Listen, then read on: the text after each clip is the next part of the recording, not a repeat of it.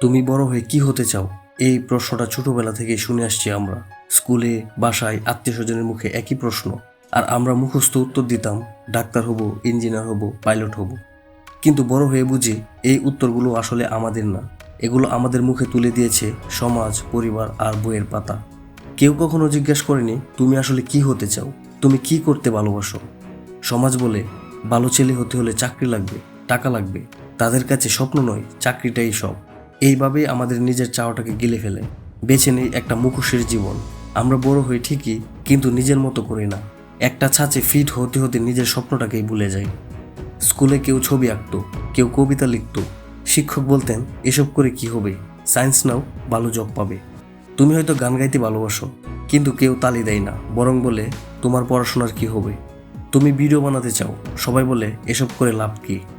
ঘরে সবসময় একটা কথা, ভালো রেজাল্ট না করলে জীবনে কিছুই করতে পারবি না।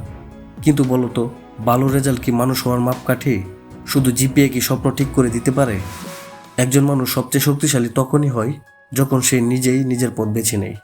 কারো বাবা চায়ের দোকান চালাতো, সেই ছেলে রাত জেগে ইউটিউবে শিখে আজ ফ্রিল্যান্সার। কেউ ক্লাসে চুপচাপ ছিল, আজ ক্যামেরা হাতে লক্ষ মানুষের গল্প বলছে।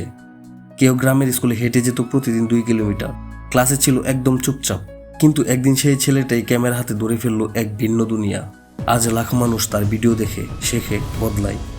আর কেউ হাজার অপমান, হাজার ব্যর্থতা সহ্য করে একদিন গিটার হাতে উঠে দাঁড়িয়েছে স্টেজের আলোয়। যারা একসময় বলছিল তুই পারবি না, সেই তারাই আজ বলে ভাই একটা টিকিট দিবি। এই মানুষগুলোর জীবনে একটা কথা বারবার এসেছে, তুই পারবি না। আর এই কথাটাই তাদের মনের ভিতর আগুন লাগিয়ে দিয়েছে। তারা দেখিয়ে দিয়েছে পারবো না বললেই শেষ না, এই কথাটাকে জেদ বানিয়ে পথ বানানো যায়। বন্ধু, তুমি এখন যে বয়সে আছো, এই সময়েই শুরু হয় ভিতরের যুদ্ধ। তুমি স্বপ্ন দেখতে শেখো, আবার স্বপ্ন ভাঙার ভয়েও কাঁপো। তুমি ভাবো আমি আলাদা কিছু হতে চাই, কিন্তু চারপাশের তুলনা, সমালোচনা আর চাপে ভিতরের আগুন নিভে যেতে থাকে। নিজের সঙ্গে সম্পর্কটা কেটে যায়, নিজের মতো করে বাঁচার সাহসটাই হারিয়ে ফেলো। শুনো, এই জীবনটা তোমার, এটা কারো তুলনার খাতা নয়। তুমি যদি আজ চুপ করে থাকো, তাহলে একদিন সত্যি নিজের স্বপ্ন হারিয়ে ফেলবে। যে গান তুমি গাইতে চাও, যে ভিডিও তুমি বানাতে চাও, যে স্বপ্নটা তুমি লুকিয়ে রেখেছ, তোমাকে আটকে রাখছে কারা? তোমার ভয় না সমাজের কথা?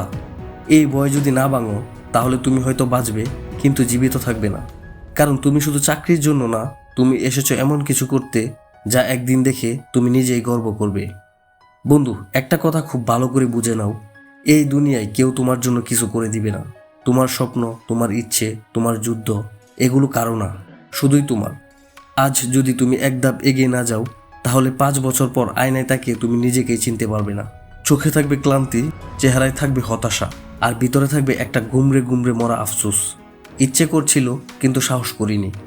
আজ যাদের দেখে তুমি বলো বাইরে কেমনে এত বড় হলো, তাদের অনেকেই শুরু করেছিল ছোট্ট একটা স্টেপ নিয়ে। না, তারা জানতো না সফল হবে কিনা, কিন্তু তারা জানতো একটা জিনিস, চেষ্টা না করলে বেঁচে থেকেও মরে যেতে হয়। তারা সাহস করেছিল, তুমি পারবে না কেন? তুমি কি জানো সবচেয়ে বড় ব্যর্থতা কি? চেষ্টা না করা। এই পৃথিবীতে কেউ তোমার স্বপ্ন পূরণ করবে না। তোমার স্বপ্ন, তোমার যুদ্ধ শুধুই তোমার। তুমি যদি এখন এক ধাপ এগিয়ে না যাও, তাহলে 5 বছর পর নিজের চোখে আফসোস দেখবে, ইচ্ছে করছিল কিন্তু সাহস করিনি। সফল মানুষরা বড় কিছু দিয়ে শুরু করেনি, তারা সাহস করেছে, তারা চেষ্টা করেছে, তারা ভাঙেনি। তুমি কি হতে চাও? এই প্রশ্নটার উত্তর যদি এখনো না পাও, তাহলে এবার একটু সময় নিয়ে নিজের সাথে কথা বলো। তুমি জীবনে কতগুলো বছর কাটিয়ে দিয়েছ শুধু অন্যের কথা ভেবে? এবার একটা বছর দাও নিজের জন্য। নিজের মতো করে হাঁটো, ভুল করো, শেখো, ব্যর্থ হও, কিন্তু এবার নিজেকে নিয়ে যুদ্ধ করো। কারণ তুমি যা হতে চাও তা হওয়ার অধিকার তোমার জন্মসূত্রেই আছে।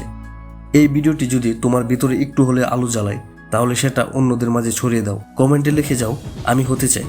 বাকিটা পথ আমরা একসাথে হাঁটবো।